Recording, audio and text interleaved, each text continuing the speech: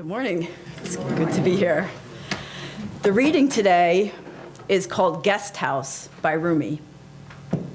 This being human is a guest house. Every morning a new arrival, a joy, a depression, a meanness. Some momentary awareness comes as an unexpected visitor. Welcome and entertain them all, even if they are a crowd of sorrows who violently sweep your house empty of its furniture. Still, treat each guest honorably. He may be clearing you out for some new delight. The dark thought, the shame, the malice, meet them at the door laughing and invite them in. Be grateful for whoever comes, because each has been sent as a guide from beyond.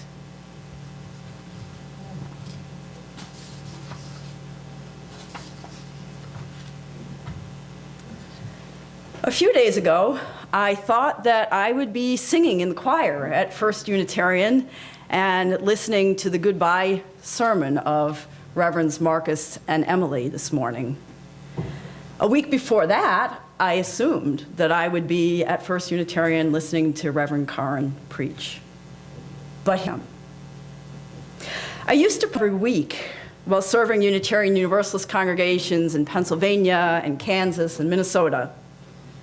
Years ago, it seems like a lifetime ago, I even won a sermon contest or two, probably mostly because I entered and other people didn't. Then I left congregational ministry and I went into hospice chaplaincy. I studied counseling, I moved to Rochester. Now I hardly ever speak for congregations. The last time I preached at a Unitarian Universalist church was 2.5 years ago. I did have an opportunity to preach for Henrietta United Church of Christ a year ago, but still, a long time ago. But then I got that phone call from Marcus on Thursday, and here I am. I'm trying to listen to my own advice and engage the unexpected as a Unitarian Universalist. There have been many times over the course of my life when I've had to cope with situations that I didn't anticipate and I hadn't planned for. Some more intense than others. There have been many times when I've watched others do this or guided people through challenging circumstances in my work as a mental health counselor. As I've experienced and listened to others talk about these kinds of situations, I began to develop a plan for facing the unexpected, which I'm going to share with you today. One of the most dramatic situations which I read about took place in 2009. Susan Goodrich gave birth to her son, Charles Moses Martin Goodrich, in Marquette, Michigan. Less than 12 hours later, Susan died of a rare amniotic fluid embolism. Moses' father, Robbie, didn't have time to grieve. He had to think immediately about how was he going to feed his son. His wife had been planning on breastfeeding their son. Now what? He found out that he could buy human milk for $5 an ounce. Someone suggested to him, well, how about finding a wet nurse? That inspired a nurse midwife who belonged to a local Unitarian Universalist church to start making some phone calls. She reached out to Carrie, a new mother with a 6-week-old daughter. Carrie and her husband heard the story and they just began sobbing. They knew that they had to help. She became the first of what ended up being 20 mothers who volunteered to take regular shifts to feed Moses. Moses' father, Robbie, said, "It's been such an incredible outpouring of community love for this child of mine." In order to receive this love, Robbie had to stretch the parameters of what was public. He said he had to open his door to complete strangers, inviting them into the most private and intimate part of his life. And he did all that while he was in this heavy stage of. Often the strangers included the partners and children as well as the mothers.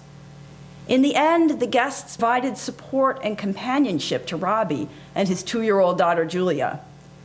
Many of the families develop friendships, and they keep in touch, gathering to celebrate the milestones with baby Moses. Robbie said that, of course, it was a really incredibly difficult time, but people were there to share with him. And he said, of course, they were compassionate and empathetic people.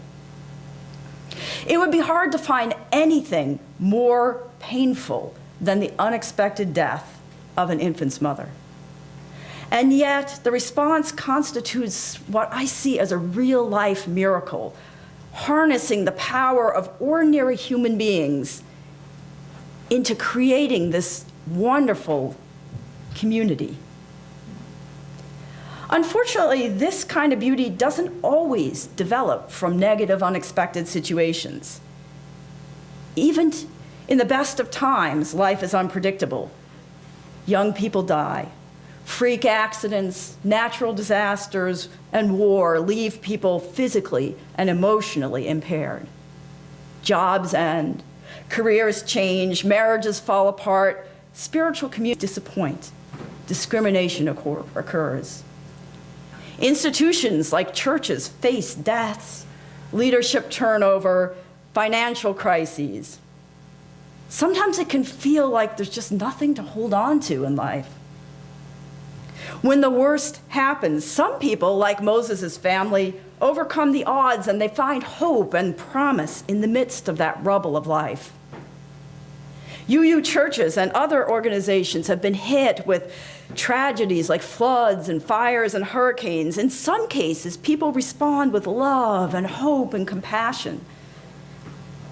Those like people in Knoxville, Tennessee, 7 years ago who reached out to help the Tennessee Valley UU Church after a gunman killed people during a church service.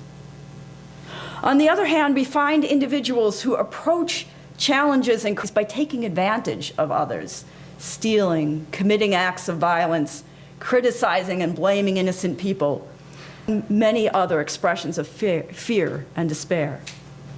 We hear of corporations and institutions who respond to financial insecurity by cheating or hurting employees or customers. As our country continues to face terrorism at home and overseas, as we navigate a shaky political future, as we continue to grapple with the forces of global warming and overconsumption, I expect we'll hear more and more stories that lean towards both ends of the spectrum. What is your story as an individual or as a congregation? What will your future hold when another unexpected happening hits close to home? Are there ways to let Unitarian Universalism guide us in using strategies so that we can engage in ways that have the potential to create something positive and life-affirming in the midst of unexpected challenges? I started to define a good strategy for engaging the unexpected while reading a metaphor in the book, The Art of Possibility, by Rosamund Stone Zander. Begins with a story of an experience that she had whitewater rafting. She said on her first whitewater rafting trip on May, she paid close attention to the guide who explained kind of what to expect on the trip. The guide said, if you fall out of the boat, it's very important that you pull your feet up so that you don't have your foot caught in the rocks below. He said, think toes to nose. He stressed the next thing you do is to look for the boat, reach for the oar or a rope. Then the guide proceeded to repeat those phrases over and over and over again throughout the whole introduction ride to the river. Rosamund said that she heard those phrases so many times she was starting to feel slightly crazed. And then one last time the guide repeated, if you fall out of the boat, what do you say to yourself? Well, of course, it wouldn't be a story unless Rosamund actually did fall out of the boat. She wrote, surging into the only Class 5 rapids of the journey, I vanished into a wall of water that rose up at the stern of the raft as into a black hole. Roiling about underwater, there was no up, no down, neither air nor water nor land. There had never been a boat. There was nowhere, there was nothing at all. toes to nose. The words emerged as if from a void. I pulled together into a ball. Air, sound. Look for the boat. Did that come from my head, or was that someone calling? The boat appeared, and then an oar. Reach for the oar. She wrote, I did, and I found myself in a world, inside the boat, on the water, traveling down the Kennebec in a spew of foam. She said that she now uses the experience as a metaphor for people in many situations. Being out of the boat means you don't know where the track is anymore. She wrote, I could refer to something as simple as losing all memory of ever having been on an exercise program. Or maybe it could refer to floundering in the wake of a management shakeup. When you are out of the boat, she wrote, you cannot think your way back in. You have no point of reference. You must call on something that has been established in advance, a catchphrase like that toes to nose. So that concept of falling out of the boat and having a phrase to guide one back to safety and stability got me thinking. We, Unitarian Universalist, we have some strategies that actually prove useful to engage unexpected situations in productive and life-affirming ways. But what we don't have are those good catchphrases to remind us what to do when the time comes. So I created some catchphrases. The first one is, welcome the moment. Now, welcome the moment does not mean like the moment. It's about accepting what comes your way and then dealing with it. The late UU minister Royce identified 8 characteristics which define liberal religion. One of those is to accept the strange, the stranger, or the shadow side without insistence on conformity or conversion. He wrote, engagement with difference can be creative and life-enhancing on all sides. So in order to engage a strange situation or someone that we don't know, we need to be open to whatever comes our way, whether it seems positive or negative. In today's reading, Rumi encourages us to think about being human as a guest house. And into that guest house, all kinds of awareness and emotion come to visit. Instead of shutting the door and hiding in a corner, he suggests being grateful for whoever comes because each has been sent as a guide from beyond. When life goes well, of course, that comes naturally. We can welcome joy with ease. But when that guide brings difficult experiences, it can take courage to face the situation and look for that value and meaning. I admit, when I first read the resignation letter from Reverend Karin, I had visions of running the other direction. I thought, okay, why don't I just leave First Unitarian, go somewhere else for a year or so until the storm blows over. I could go over to First Universalist, maybe another progressive church in Rochester, or maybe just sit on my back porch with a cup of tea, looking out into the woods and the trees on Sunday mornings. It was just too much change with already losing Reverends Marcus and Emily and David and now Karin too. Then I remembered that phrase, welcome the moment. I thought back on other times that I've been shaken and troubled by Unitarian Universalism. I've been a Unitarian Universalist for 26 years, so believe me, that's happened more than once. I thought back on what brought me back to community each time and how life-shaping that's been for me. I reminded myself that I don't need to like what's happening, but I can work to embrace what's going on and to move forward. So if you fall out of the boat of life, open yourself to what's happening here and now, whether it brings joy or sorrow. Welcome the moment. The next phrase I came up with that fits and connects with our UU values is reach out and connect with others.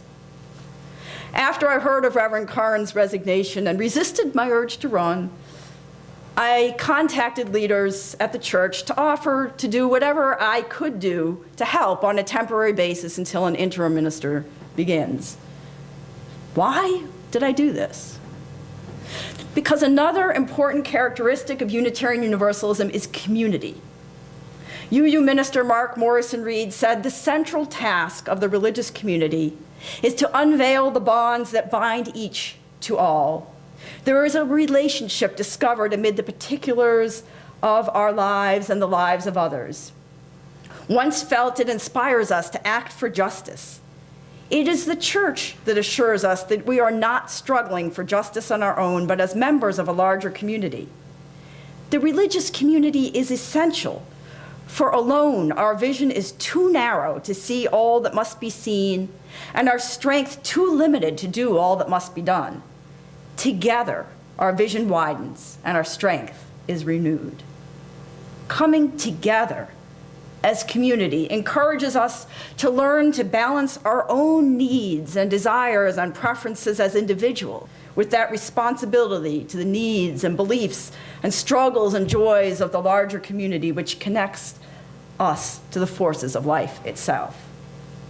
I see the importance of community in Unitarian Universalism not just in our coming together physically to serve and be inspired and to learn from each other, but also in our openness to searching for wisdom in the words and deeds of a wide variety of people through the ages. Community for UUs stretches beyond people in this room today to prophets and wise guides around the world and throughout the generations. UUs engage the unexpected by reaching out and connecting with others. Next, at our best, Unitarian Universalists face troubled issues and situations when we let go and accept change. Unitarian Universalists, we don't have one belief that's set in stone for all of time. Roy Phillips named this ongoing emergence and revelation. He wrote, "The world is in the making, truth grows too. Our experience is characterized by expectancy, evolution, emergency, because creativity stirs everywhere, on and on." This concept allows Unitarian Universalists to shift our theological views over the course of our lives and still be considered Unitarian Universalists. In fact, if we are truly able to engage the stranger and learn from those who are different from ourselves, it seems to be that we need to be open to that possibility of accepting change in our own views as a result of engaging with other people. This flexibility to develop as human beings and as a religious community is a characteristic of Unitarian Universalism. But it isn't always easy. It calls on us to be willing to let go of expectations and sometimes even stability. Sometimes it just feels like we've been thrown out of the boat. If that happens to you, try to engage the unexpected by letting go and accepting change. It's not easy, but it is part of our theological perspective as UUs. The next phrase that I call on is to look for the sacred in the ordinary. We UUs disagree about whether there is a divinity or even anything transcendent. We disagree what happens after death, whether a person is rewarded for living a good life or whether everyone decays and that's just it. We do agree that we need to focus on making the world a better place for all people right here and right now. We value the ordinary, but we acknowledge that we can find the extraordinary hidden even in the guise of everyday life. We believe that every person, no matter how ordinary, is valuable and worthwhile. UU religious educator Sophia Lyons-Faw's beautiful Christmas reading highlights this concept. Each night that a child is born is a holy night, a time for singing, a time for wondering, a time for worshiping. And this happens even when that baby's mother dies unexpectedly, and people are thrown into deep grief. Something holy can come out of despair if we find creative ways to meet needs. Unitarian Universalists engage the unexpected by finding that sacred in the ordinary. But ultimately, Unitarian Universalism doesn't just involve appreciation for diversity, welcoming the moment, connecting with others, letting go and looking for the extraordinary in everyday life. It also involves arriving at new understandings and new perspectives. We are on a search for truth and meaning. Because we acknowledge multiple paths and understandings of truth, we also find many valid ways to live out our ideas and principles. We engage the unexpected as UUs by creating and living out new meanings and understandings in our lives.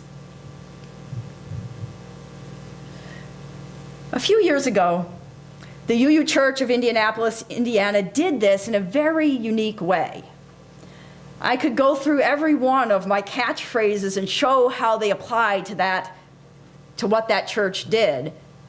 And I have absolutely no connection to that church, so I'm sure that they never heard of the Acquafondata plan for dealing with the unexpected. But that's because it really isn't my plan, it's our plan. It's all of the things that come out of the ways that Unitarian Universalists express who we are and the ways that we all together engage unexpected happenings. So in that congregation, during the financial crisis in 2009, they were faced with a lot of economic insecurity as their pledge drive approached. The leaders doubted the congregation's ability to collect enough money to pay the bills.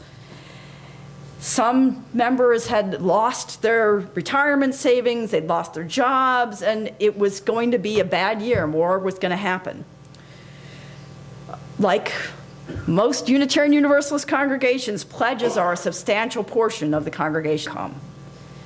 But no matter how committed you are as a Unitarian Universalist, if you don't have an income, you can't support your church. At the time, many congregations cut back on their operating budget or laid off staff in anticipation. At that church, the stewardship committee welcomed the moment instead. They didn't face it with fear or assume the worst. Instead, they thought about what can we do to reach out and help and connect with people. There are going to be some people who can't pledge. There are going to be some people who pledge and then can't fulfill those pledges when they get laid off. So what are we going to do? These people need help. And so they came up with a plan that let go of all previous expectations. They asked the members to pledge based on whatever their current income was, but then they said that they were going to include on the pledge card that if you pledged and then you ended up losing your income, you got laid off, the church would refund all of the money that you had paid for your pledge up to that point. So when that plan was announced to the congregation, there were these loud gasps of just shock and surprise, as you could imagine might happen if that were announced here. Something very extraordinary had happened, but in a very practical kind of way.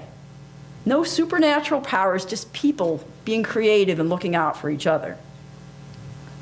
Of course, it was a risk for the church, but the Board of Trustees decided that it was a risk worth taking because it would deepen and strengthen that sense of community. It would be about people reaching out to take care of each other in times of need.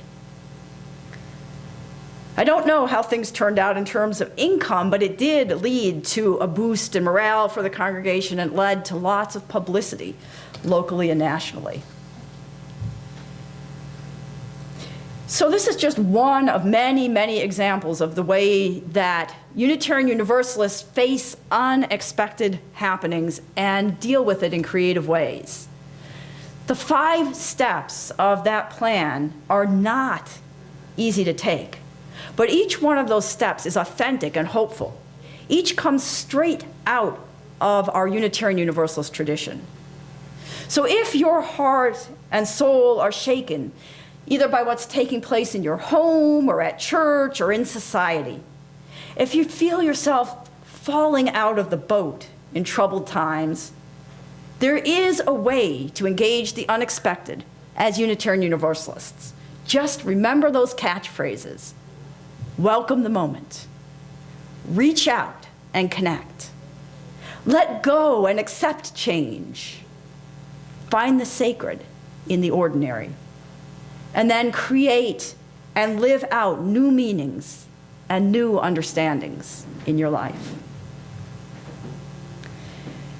And just in case you weren't taking notes, I have these little cards that I'll have up here, which have all the little catchphrases, so you're welcome to come up afterwards. I didn't want to pass them out ahead of time because I figured maybe you'd be reading the cards instead of listening, so. I've been known to do that myself, so thank you.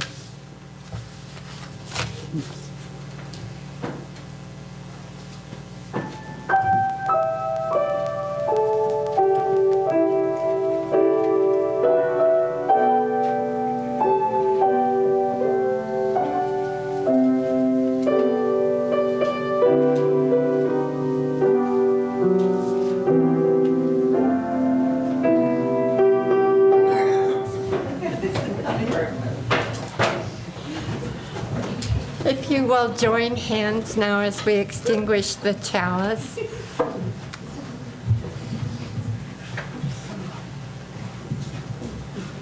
We extinguish this flame, but not the light of truth, the warmth of community, or the fire of commitment. These we carry in our hearts until we are together again. I'm so glad we get the cards. I was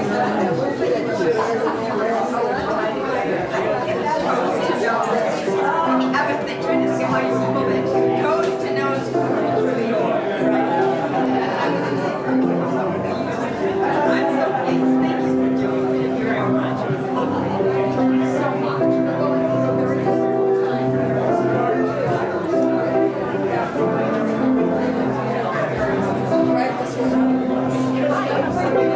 Good news today. Thank you, Judy. Join us for worship every Sunday at 10 a.m. at the Unitarian Universalist Church of Canandaigua, a welcoming congregation. We are located at 3024 Cooley Road, 4 miles west of South Main Street, Canandaigua, just north of the intersection with Routes 5 and 20. Look for the blue signs just before the turn. Your comments about this program or questions about the church are welcome at 585-396-1370 or at our website, www.canandaiguauu.org.